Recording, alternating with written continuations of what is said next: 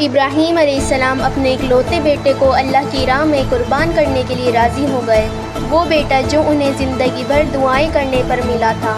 اللہ کو ابراہیم علیہ السلام کی یہ ادا اتنی پسند آئی کہ اللہ نے ساری نسلوں کے لیے قربانی کرنا واجب کر دیا۔ ابراہیم علیہ السلام نے خواب میں دیکھا کہ وہ اسماعیل علیہ السلام کو ذبح کر رہے ہیں۔ ان کی نیند کھل گئی۔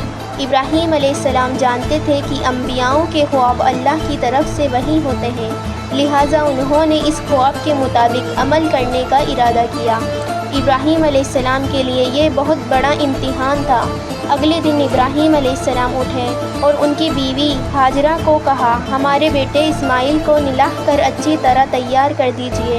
ابراہیم علیہ السلام کی بیوی ہاجرہ نے اپنے بیٹے کو بہت اچھے سے نلاح کر خوشبو لگا کر تیار کر دیا۔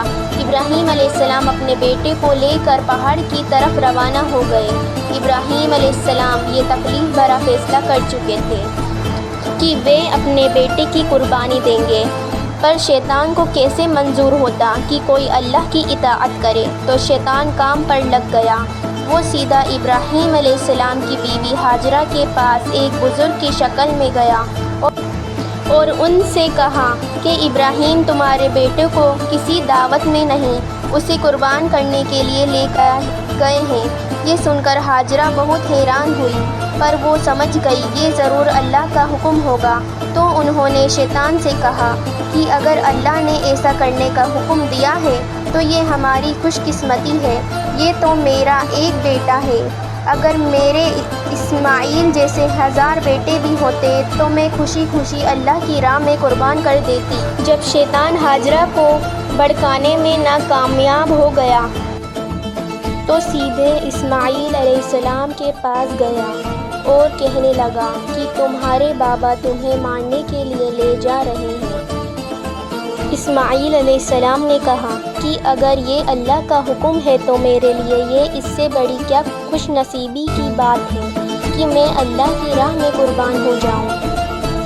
شیطان ابراہیم علیہ السلام کو بھڑکانے کی کوشش کرنے لگا۔ ابراہیم علیہ السلام نے غصے میں آ کر شیطان کو پتھر مارے۔ یہی وجہ ہے جب لوگ حج پر جاتے ہیں تو آج بھی لوگ پتھر مارتے ہیں، اور یہ حج کے ارکانوں میں سے ایک ارکان ہے۔ اسماعیل علیہ السلام نے فرمایا کہ بابا اگر یہ اللہ کا حکم ہے تو مجھے منظور ہے۔ ابراہیم علیہ السلام نے اپنی آنکھوں پر پٹی باندھ لی۔ اب انہوں نے چھری گردن پر چلا دی، چھری نے گردن نہ کاٹی۔ ابراہیم علیہ السلام نے زور لگایا تو انہیں ایک دمبا کی آواز آئی۔ ابراہیم علیہ السلام نے حیران ہو کر پٹی کھولی تو دیکھا ایک دمبا کٹا ہوا ہے اور اسماعیل علیہ السلام دور کھڑے مسکرا رہے ہیں۔ ابراہیم علیہ السلام کو آزمایا۔ ابراہیم علیہ السلام اپنے اکلوتے بیٹے کو قربان کرنے کے لیے راضی ہو گئے، وہ بھی وہ بیٹا جو انہیں 86 سال کی عمر میں دعائیں کرنے کے بعد ملا تھا۔ اللہ ظالم بادشاہ نہیں۔ اللہ نے ابراہیم علیہ السلام سے ان کے بیٹے کو نہیں چھینا، بلکہ جبرائیل علیہ السلام کو بھیج کر اسماعیل علیہ السلام کی جگہ جنت سے ایک خوبصورت دمبا بھیج کر قربان کر دیا۔